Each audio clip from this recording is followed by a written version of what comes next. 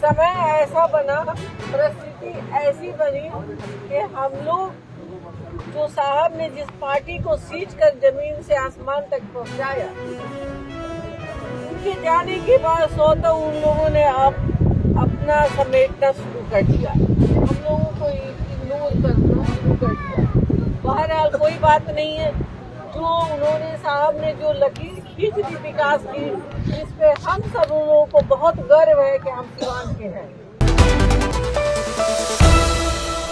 लोकसभा चुनाव की तारीखों का ऐलान हो गया और ये भी ऐलान हो गया कि कौन सीट पे कौन लड़ेगा, लेकिन इंडिया गठबंधन में अभी तक आरजेडी ने अपनी 26 सीट पे अभी तक ये ऐलान नहीं किया है कि कौन आखिर किस जगह से चुनाव लड़ने वाला है। वहीं आपको पता चले कि पूर्णिया सबसे हॉट सीट मानी जाती है और सिवान, यानी पूर्णिया और सिवान में एक और पप्पू यादव और एक तरफ हिना साहब, जी हाँ, दोनों को आरजेडी कहीं ना कहीं इग्नोर कर रही है। ये इसका जीता जागता सबूत कल हिना साहब ने एक मंच से ये कह दिया कि हमें इग्नोर किया जा रहा है।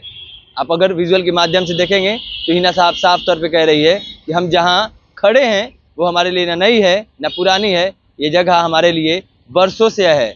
यानी साफ तौर पे उन्होंने ये भी कहा कि ये जिस जगह पे अभी हम खड़े हुए हैं, इस जगह मेरे लिए नहीं है ना पुरानी है। यहाँ से साहब चुनाव लड़ते आए हैं और जीतते आए हैं, लेकिन अब जब साहब नहीं रहे तो ये लोग जो आरजेडी के लोग हैं वो अपने परिवार को समेटने लगे। यानी साफ तौर पर उन्होंने परिवारवाद पे जमकर निशाना साध दिया और कहा कि हमें इग्नोर भी किया आपको। लेकिन बताते चले तेजस्वी यादव ने शहाबुद्दीन साहब के निधन के बाद एक बार ओसामा साहब के निकाह में शामिल हुआ था, लेकिन अब कहीं ना कहीं उन्हें इग्नोर किया जा रहा है। और एक तरफ पप्पू यादव है जो कि ये साफ साफ कह रहे हैं कि हमें पूर्णिया चाहिए, पूर्णिया हमारी आत्मा है, पूर्णिया हमारे दिल में बसती है, हम पूर्णिया नहीं छोड़ सकते हैं, अपना जिस्म छोड़ सकते हैं, रूह छोड़ सकते हैं, लेकिन पूर्णिया नहीं छोड़ सकते हैं। देखिए पप्पू यादव और हिना साहब की पहले बातों को सुनिए, क्या हिना साहब कह रही हैं। समय ऐसा बना, परिस्थिति ऐसी बनी कि हम लोग जो साहब ने जिस पार्टी को सींच कर जमीन से आसमान तक पहुंचाया, उनके जाने के बाद स्वतः उन लोगों ने अपना समेटना शुरू कर दिया, हम लोगों को इग्नोर करना शुरू कर दिया।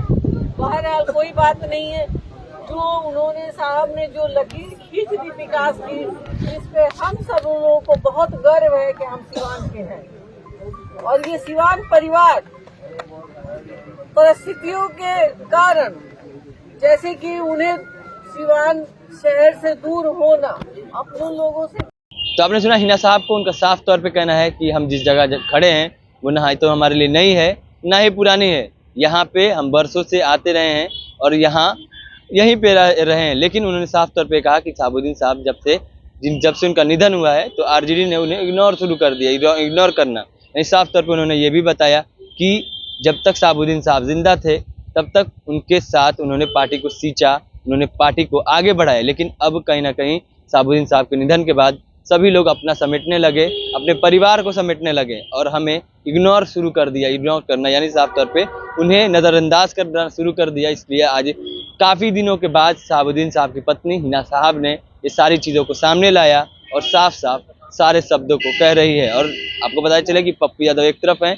एक तरफ हिना साहब जो आरजेडी परिवार के पुराने लोग हैं, आरजेडी परिवार से काफ़ी दिनों पहले जुड़े हुए थे, लेकिन अब पहले पप्पू यादव ने साथ छोड़ा, अब कहीं ना कहीं हिना साहब ने भी ये बता दिया है। पहले उन्होंने कहा कि हमारा आरजेडी से कोई भी नाता नहीं है, लेकिन अब उन्होंने साफ तौर पे कह दिया है कि आरजेडी ने ही उन्हें इग्नोर करना शुरू कर दिया।